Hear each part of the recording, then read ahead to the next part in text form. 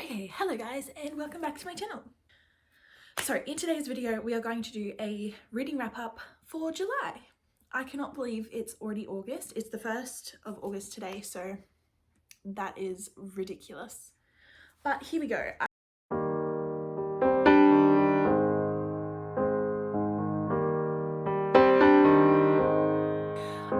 I've just put Hazel down for her morning nap. I'm a bit worried that she's not going to sleep very well since she's been sick / going through a regression / not vibing with life at the moment. So we'll see how much we can get filmed. Hopefully we can get this whole thing filmed. I read 11 books in July and I would consider it a pretty good reading month overall. I really enjoyed most / all of the books I read. Not all. We'll get to that. Not all. Okay, let's get started. The first book I read was The Queen of Nothing by Holly Black, which this is the last book in the Folk of the Air trilogy. This book follows Cruel Prince and The Wicked King books, and it's the last book. So I've just finished the last two in the series in June, and so this was the first book to finish that off. I really loved this book. I rated this book like super high, 4.75 I think it was. The only reason I didn't rate it 5 was because I don't even know why. It just didn't have that like feeling. Like after I finished the book, it was like, sweet, that was such a good book. That was amazing. But I don't think it was creme de la creme of books. It didn't touch ACOTAR. And they were 5 stars for me. So I was like, it can't quite be 5, but it was very close. I really loved the book. So this is the last book in that series, and just skip ahead if you don't want spoilers because spoilers are to come. This book follows Cardan and Jude still through their adventures. It starts off with Jude, who's been banished to the mortal realm. I forget all their names, but after she kills one of the main guys, she gets banished to the mortal realm. But then she comes back, there's all this stuff that's happening, and then Jude and Cardan's love story is really developed in this book. This is probably the only romance heavy book of the series, and honestly it just gets wild. Like at the end of this book, the main guy is turned into a snake. He's like a huge serpent, and then Jude has to kill him, but then because the serpent's killed, so then he's back to life, and then they're together, and it's wild. But I recommend it. It's such a good book. It's YA as well, so there's no like spice, there's no huge sexualness. It's just sort of romance, politics, war, fantasy, snakes. But yes, highly recommend. 4.75 stars. So that was my first book of the month. And I'm just obsessed with these covers because if you can see the gold foiling, isn't it beautiful? Yes, thank you. All right. Eek, where am I going to put these? Next, we moved on to The Hating Game by Sally Thorne. So this one follows Joshua and Lucy, who work together. And when I pictured them working together, I pictured like this situation, like their desks facing each other and they hate each other. The only thing I didn't like about this book was that it never explained why they hated each other, but it did make sense by the end that they always sort of had this sexual romantic tension and it never got explained to each other. And it came across that the other person hated them, but they actually didn't, if that makes sense. Anyways, I really liked this book. I rated it 4.25 stars. It's a rom-com, and it was pretty funny in some sections. There were some super cringy parts, some funny parts, some cute parts. Like, it had it all. But I recommend it if you're looking for just a cute rom-com to break up big fantasy series, or in between a read. If you're in a reading slump, it could be a cute one. But it is decently long, at nearly 400 pages. So it's not like a super short read, but it doesn't take long to get through because it's super like dialogue heavy, first person, very, it flows really nicely, so it's not hard to read and you get through it super quick and easy. So 4.25 stars, highly recommend that one. Next, this was my book club book of the month, The Silent Patient by Alex Michaelides. I actually don't know how to say his last name, but we're going with that. I rated this one 3.75 stars. I had high expectations going into this book because so many people recommend it. Oh, I'll be back. This little girl is not going back to sleep, so she's going to help us film. Aren't you sweets? Okay, so I was up to The Silent Patient. I went into it with really high expectations because a lot of people recommend this book, but honestly, I didn't find it that like thrilling or gripping. I guessed that what would happen at the end. I guessed what would happen. And obviously I didn't know for sure until the end, but I did guess it, and then it was sort of a little bit boring. Like, it felt like a lot was happening, but nothing was happening all at the same time. So it was really confusing. It's marketed as a psychological thriller, but I really didn't feel like it was that thrilling. Like, it just sort of felt like a fiction novel, which was a bit disappointing. So honestly, I'd probably rate it 3.5 stars. 3.5 stars. I recommend it if you're looking for sort of just an interesting read. Like, it is quite good, but it just wasn't what I expected, and it just didn't have the zing to it. So 3.5 stars, good, but I expected it to be better. Next up, the Dreamland Billionaire series. I read all of these books this month, back to back to back, so that was intense. Their grandfather has died, and their grandfather is like, pretty much like Disney. And in his will, he's told the 3 grandsons to complete this task so that they can get their inheritance and money. So that's the premise of the book. The first one is The Fine Print by Lauren Asher. This whole series is by Lauren Asher, obviously. The Fine Print, this one follows Zara and Rowan. Is that right? Yeah. Look at me go, remembering everyone. This one follows Zara and Rowan, who work at Dreamland, which is pretty much like Disneyland. She's part of the creative team and he's the director of that team. So there's lots of times where they hang out, they get to know each other, and they fall in love. This one is like grumpy sunshine trope. But yeah, I really loved it. And I loved the side characters as well. Like her family, her grandma. I loved her. So that was fun as well. And it was really cute. Loved this one. I rated it 4.25. So highly recommend. Then we have Terms and Conditions. This one follows Declan and Iris. This one is grumpy boss trope. He's more grumpy than the first guy, so just gets more grumpy as you go. The second guy has to get married is his task, which I sort of found a little bit random, but it works.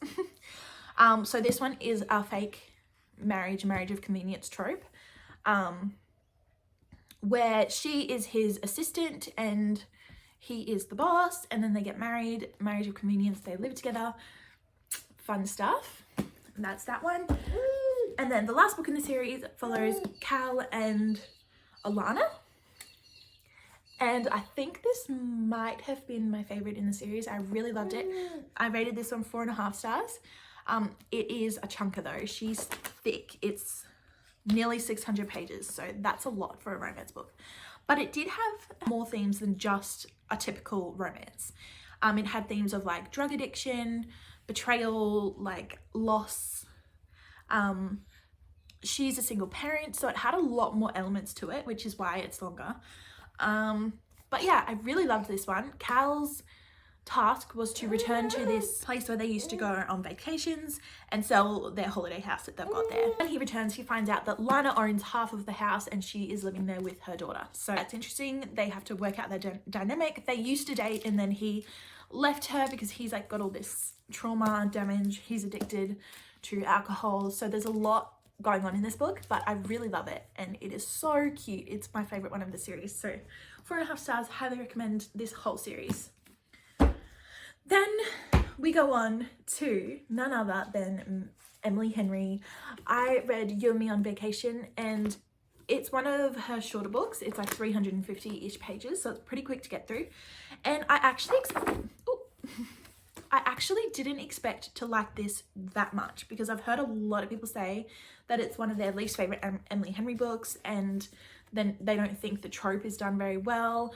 But I loved it. Oh my goodness. This is one of the first childhood friends to lovers books that I've actually read, and I think it might be one of my favorite tropes. So there we go, that's fun. I rated it 5 stars as soon as I finished it, but upon review, I think it's like 4.75. It's very close, it's just not quite there. Sometimes I feel like I just don't even know what a 5-star is. Like, it feels like nothing is quite there. But it's very close. I really loved it. So this one followed Poppy and Alex.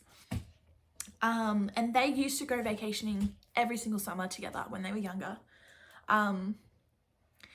They met in college, and Poppy is like sunshine, bubbly, like excited, very like outspoken sort of a vibe, and Alex is the complete opposite, like super introverted, super into himself, like doesn't express his emotions, doesn't, like, very closed off. And so it follows them. And when they meet, they're like, oh, I'm not going to be friends with that person. But then they keep seeing each other, and they're from the same town, I think. Yes, they are. They're from the same town. And so they're like trying to work each other out, and then they become friends. They go on vacations every single summer, and they sort of become each other's like happy place or safe place. And then it follows them through when they date other people, and through their careers, through their college, through their summers where they're dating other people, but they both low-key, you can tell through the whole book that they both love each other, like more than just friends, but they're both too scared to say it to the other person because they don't want to ruin what they've got, and they don't want to like confuse things. But then it's been a couple of years since they talked last, and they meet up and go on this one final vacation. And on this vacation, they sort of work out their relationship, and they become more than friends. There are some scenes in here that are so sad, and I just loved these characters. The characters felt so deep and so full and so well developed that I was just like, wow, this is so good. A lot of the time in romance books, it feels like they're just following the trope for the sake of it. Don't mind the mailman. And it's like, oh, he's grumpy, he's closed off, she's excited, she's like outward expressive. It felt like that it was so genuinely well done, and she wasn't just outward and expressive just for the sake of like the trope. There was reasons for it, like she'd been bullied, she had like a weird family background, and it felt like she was expressing these parts to sort of gain positive reinforcement from other people, but then it wasn't her vulnerable self, and it followed her through like trying to be vulnerable with other people, and it didn't work out for her.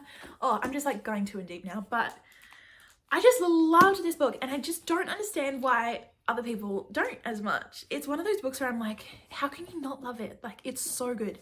This is the second Emily Henry book that I've read, and I've rated both of them like 5 stars, 4.75 stars. Like, they're amazing. So I'm very excited to get onto Happy Place and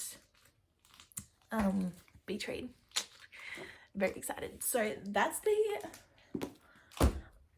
next book I read. Next up,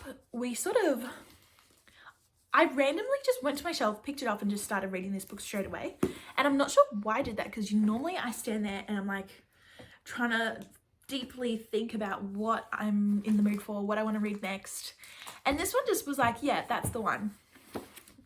This Time It's Real by Anne Leung, which is a YA romance book. I loved this book. It was super cute. I rated it 3.75 stars. But I feel like it's just because I didn't feel like the right audience for it. If you like K-dramas or C-dramas, this is top notch for you. It felt like I was reading a K-drama.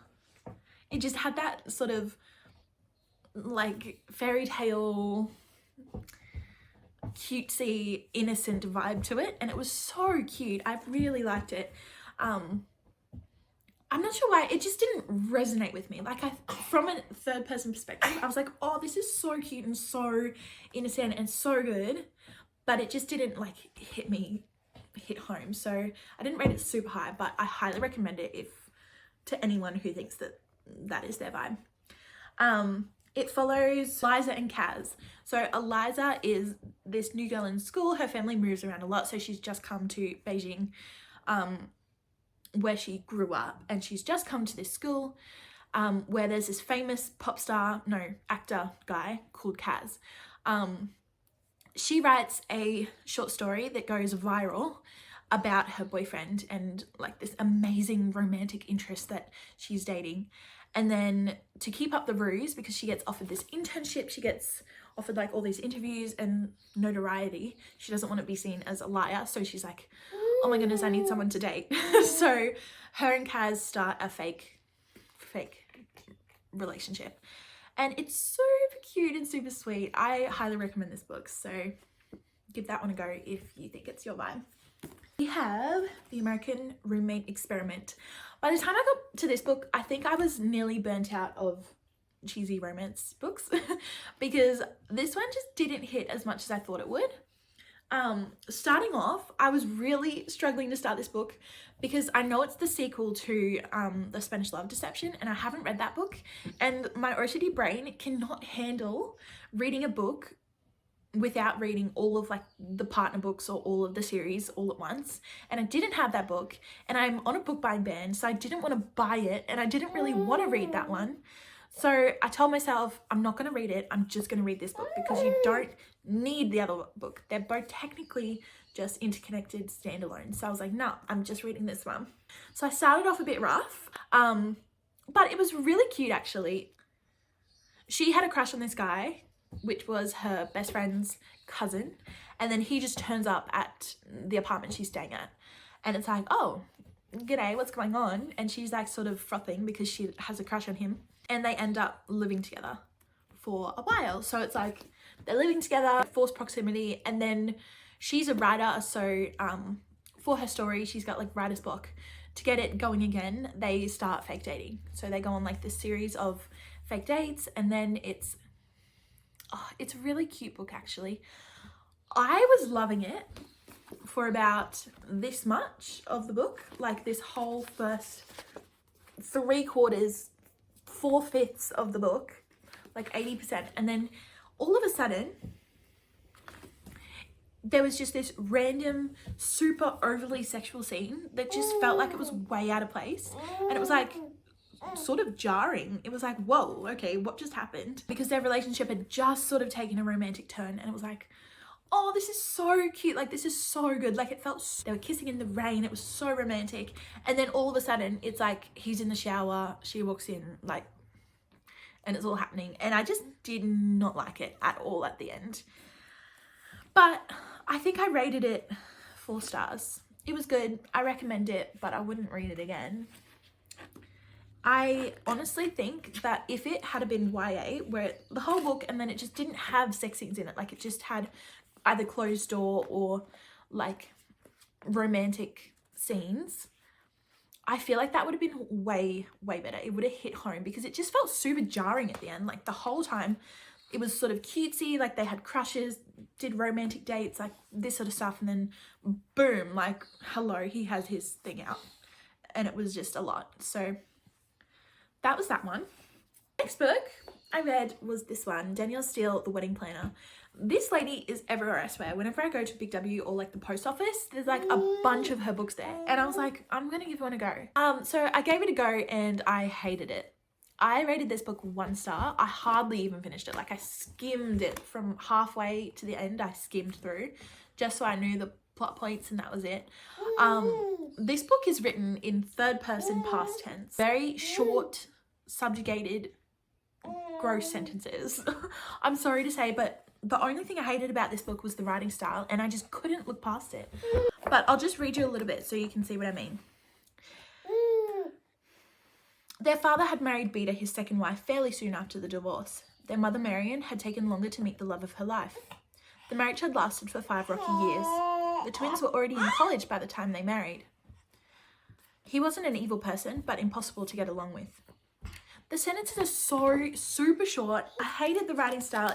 It was third person past tense, which just did not match the storyline at all. Like, it felt so, what's the word? It felt like you were disassociated from the story. I do not recommend this book. There's a bunch of better books out there. Just don't waste the time or the money. 1 star for that one. And the last book I read this month. I finished this book yesterday, the last day of the month. Sally Rooney, Normal People. Ugh, sorry, gross. I hate books that make that sound. Oh, it's so gross. I literally have goosebumps.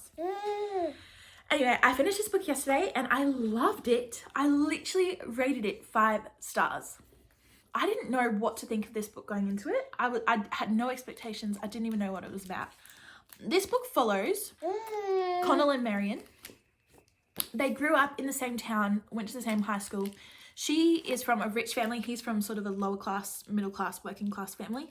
And she's bullied in school and he's really liked. So it follows their relationship as they grow up, through school, through college, that sort of a thing. And I thought it was amazing.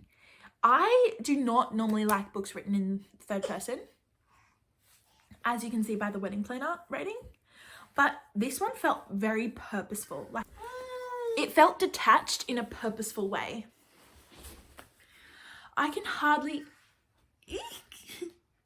even explain this book because it is just so, I found it really profound. It follows those 2 people through their lives.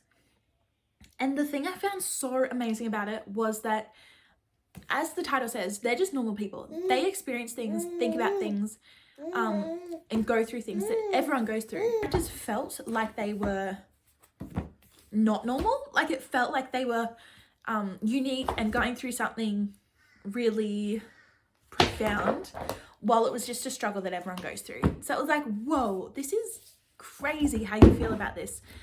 I really love, please just don't mind this situation.